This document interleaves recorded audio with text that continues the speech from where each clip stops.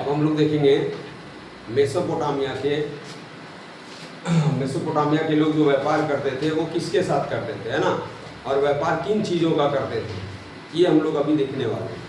Mesopotamia के लोग किस चीज़ का व्यापार करते थे और किन के साथ करते थे, इन मेसोपोटामिया में क्या चीज़ की कमी थी, है ना, क्योंकि जिस चीज़ की कमी होगा वो व्यापार उसी चीज़ के लिए होगा, यानी आयात उसी चीज़ के लिए करेंगे ना, और जो चीज़ इनके पास रहेगा वो निर्यात करेंगे।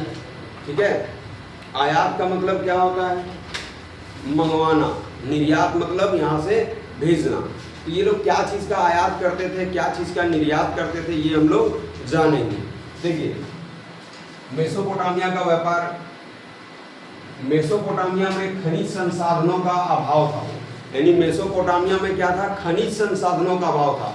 खनिज संसाधन किसको कहते हैं, तो खनिज संसाधन क्या है, तो देखिए पृथ्वी के गर्भ से निकाली जाने वाली वस्तुएं जो होती है वो खनिज कहलाता है ना, यानी धरती के नीचे से जो भी हम निकालते हैं ना, जैसे हो गया कोयला हो गया, सोना हो गया, चांदी हो गया, है ना, ये सारी चीज़ें जो होती है, लोहा हो गया, ये सारे क्या कहलाते हैं, खनिज कहलाते हैं।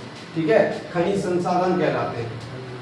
तो मेसोपोटामिया में क्या था, खनिज संसाधनों का अभाव था। मेसोपोटामिया में क्या था, खनिज संसाधनों का अभाव था, है ना, इसीलिए मेसोपोटामिया के लोग लकड़ी, तांबा, रांगा, चांदी, सोना, सीपी और विभिन्न प्रकार के पत्थरों को कहाँ से मंगवाते थे, तुर्की और ईरान, तुर्की और अथवा खाड़ी पार देशों से मंगवाते थे। ठीक है, यानी हम लोग क्या समझे कि मेसोपोटामिया में खनिज संसाधन का अभाव था, लेकिन किसका, सोना, चांदी, तांबा, रांगा, है ना, ये सब वहाँ नहीं थे। और कुछ खास लकड़ियाँ भी यहाँ पर नहीं थी। यहाँ पर सिर्फ मेसोपोटामिया में क्या, किस चीज़ की लकड़ी पाया गया, जैसे खजूर का और एक पोपलार का, खजूर का और पोपलार का, ये आप लोग पढ़े। तो ये जो लकड़ियाँ हैं उससे नाव बनाने में अच्छा नहीं होता है, ये नाव अच्छा नहीं बनता है इससे, है ना, क्या नहीं बनता है, नाव ये सब अच्छा नहीं बनता है।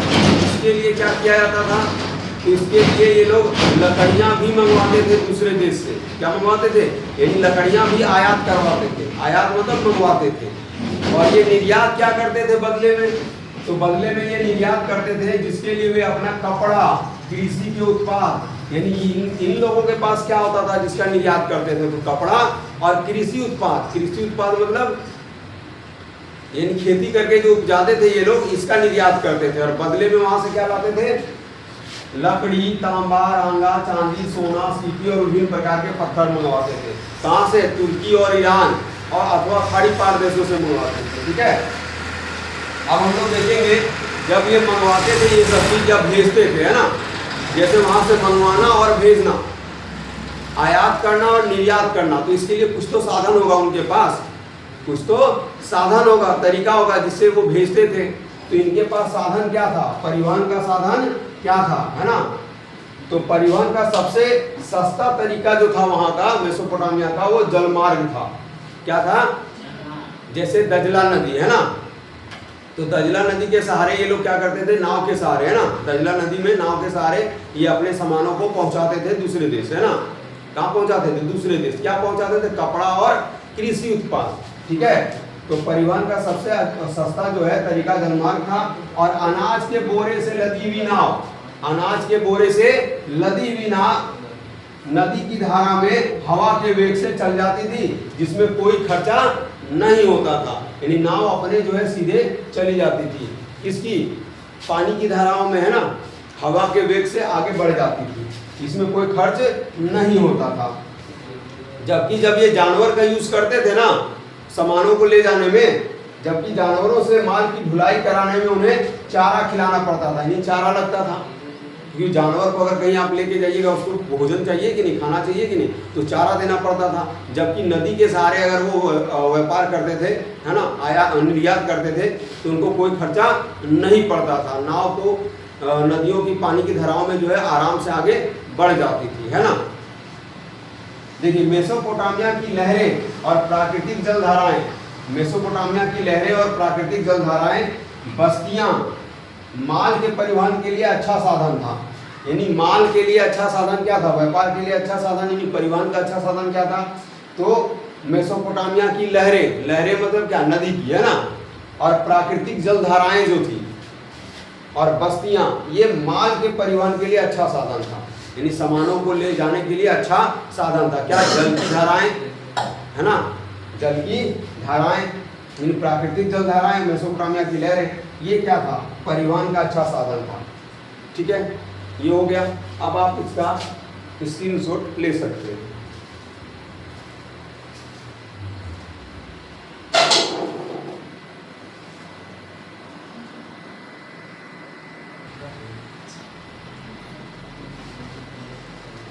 अब हम लोग देखने वाले हैं, जैसे मेसोपोटामिया का व्यापार व्यवस्था देख लिए, उसके बाद परिवहन का तरीका देख लिए कि परिवहन कैसे करते थे, यानी सामानों को ले जाना ले आना कैसे करते थे। अब हम लोग देखने वाले हैं मंदिर के बारे में। मेसोपोटामिया में जो मंदिर पाए गए हैं वो मंदिर कैसे थे, मंदिर कैसे थे, वहाँ किन की पूजा होती थी, है ना, क्या चढ़ाते थे। तो देखिए, मेसोपोटामिया के प्रारंभिक मंदिर साधारण घरों की तरह ही थे। मेसोपोटामिया के जो प्रारंभिक मंदिर थे, शुरुआती मंदिर जो थे, वो घरों की तरह ही थे, जैसे घर होते हैं ना, उसी तरह। अंतर क्या था कि इसकी दीवारें जो है अंदर की ओर बाहर की ओर निकली हुई रहती थी। ये घर से थोड़ा इसको डिफरेंट बना देता था। जैसे सिंपल घर जो होता था, ईंट का सीधा गया दीवार, बस मंदिर में क्या होता था, वो भी ईंट का ही बना होता था, लेकिन इसकी दीवारें जो है अंदर और बाहर की तरह निकली होती थी, अंदर और बाहर की ओर निकली होती थी। देखिए, तो मेसोपोटामिया के प्रारंभिक मंदिर साधारण घरों की तरह ही थे। मंदिर की बाहरी दीवार कुछ खास अंतराल के बाद, मंदिर की बाहरी दीवार कुछ खास अंतराल के बाद भीतर और बाहर की ओर मुड़ी होती थी। भीतर और बाहर की तरफ क्या होती थी, मुड़ी होती थी। और यह मंदिरों की विशेषता थी, या क्या थी, मंदिरों की विशेषता थी, जो साधारण घरों की दीवारें ऐसी नहीं होती थी। ये मंदिर को पहचानने का एक मतलब कह सकते हैं व्यवस्था था, जिससे मंदिर और घर अलग होते थे।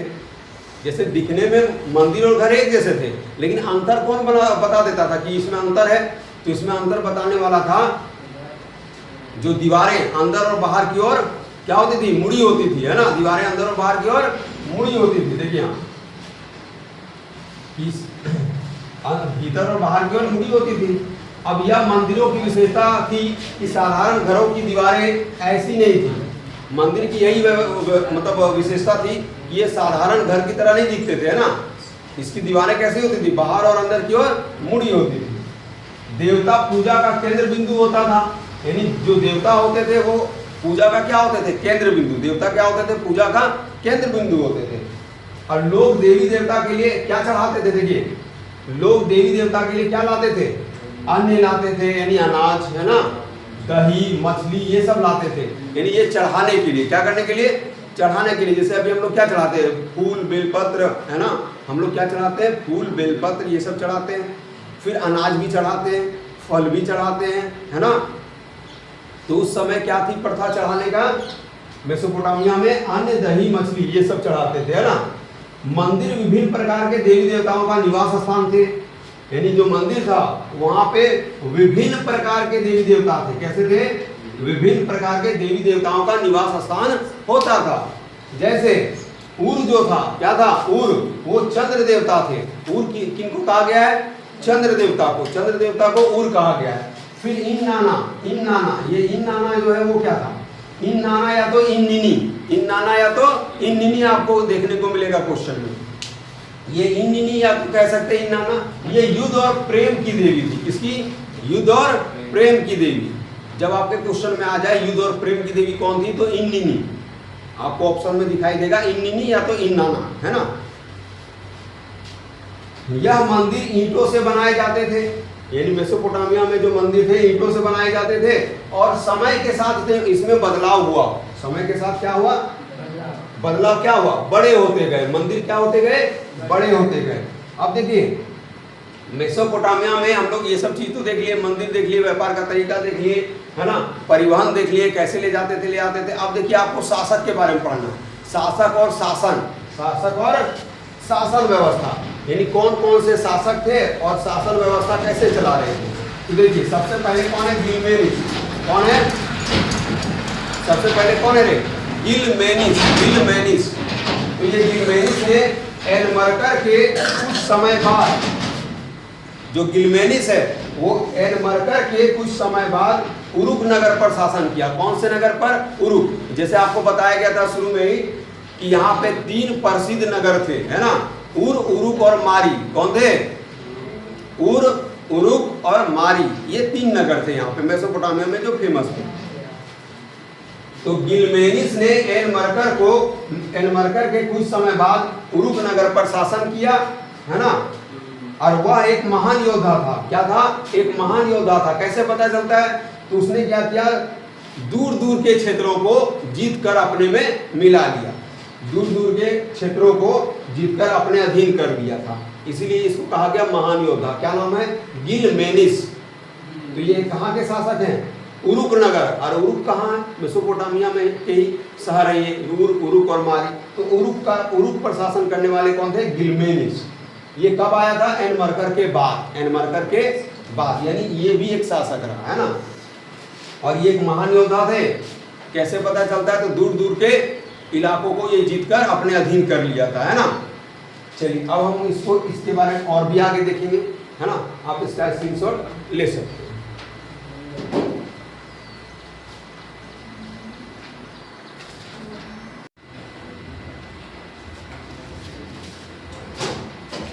अब हम लोग देखेंगे असीरियाई शासक।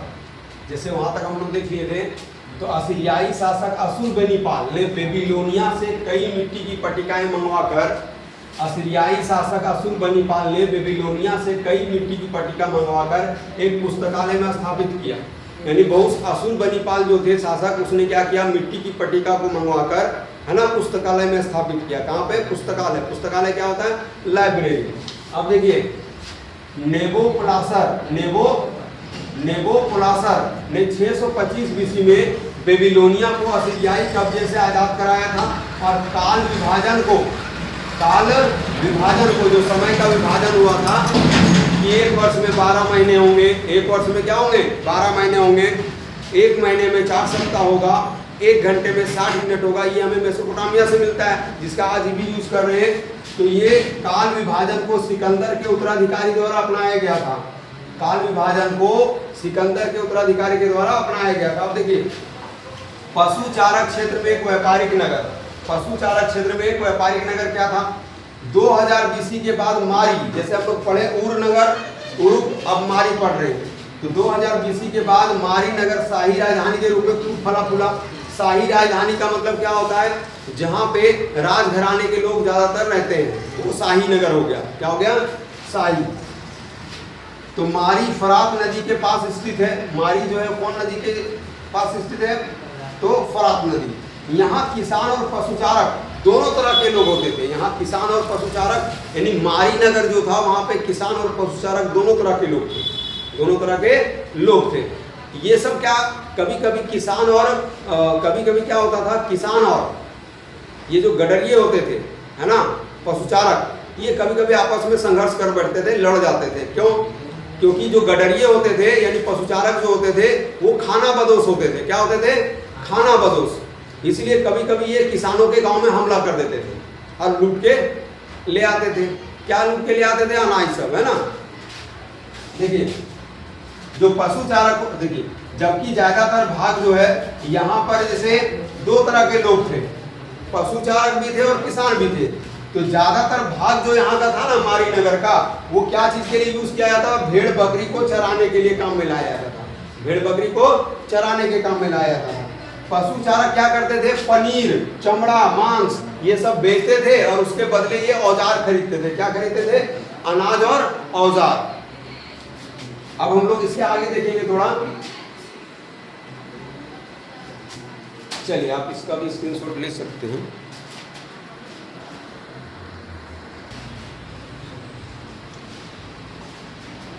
तो इसके बाद देखिए कई बार किसानों और पशुचारक यानी गडरिये के बीच में संघर्ष देखने को मिलता है। गडरिये खाना बदोश होते थे, इसलिए कई बार किसानों के गांव में हमला करके लूट लेते थे अनाज ये सब, है ना। मारी नगर एक महत्वपूर्ण व्यापारिक स्थल भी था, यानी यहाँ पर व्यापार होता था मारी नगर में। और मारी के राजा एमोराइट समुदाय के थे। मारी के जो राजा थे, शासक थे, वो एमोराइट समुदाय के थे। किस समुदाय के थे? एमोराइट समुदाय के। अस्टेपी क्षेत्र के देवता, यहाँ देखिए यहाँ मारी नगर में जो है ना डेगन का भी आदर होते थे। डेगन एक देवता है, कहाँ का? स्टेपी क्षेत्र का। तो स्टेपी क्षेत्र में देवता होते थे डेगन, इनका भी आदर कहाँ पे होता था? मारी नगर में। और इसके लिए भी एक मंदिर बनवा दिया गया था मारी नगर में, किस देवता के लिए? डेगन देवता। और ये डेगन देवता कहाँ के देवता थे? स्टेपी क्षेत्र के। स्टेपी क्षेत्र मतलब जहाँ लंबे लंबे घास होते हैं ना। इनकी पोशाक जो होती थी, इनकी पोशाक मारी नगर में जो रहने वाले लोग थे ना, इनकी पोशाक जो है मूल निवासियों से अलग होती थी। मूल निवासी क्या होते हैं? जो वहां शुरू से रह रहे हैं वो मूल निवासी होते हैं। तो इनकी पोशाक जो होती थी मूल निवासियों से अलग होती थी। ठीक है, तो ये हमने पढ़ लिया पशुचारक। और पशुचारक क्षेत्र में क्षेत्र के रूप में एक व्यापारिक नगर जो था, कौन? मारी के बारे में एक नगर है, उरुक और मारी। तो मारी के बारे में हम लोग पढ़ लिए, तो ये वहां के बारे में पूरा था। ठीक है, चलिए।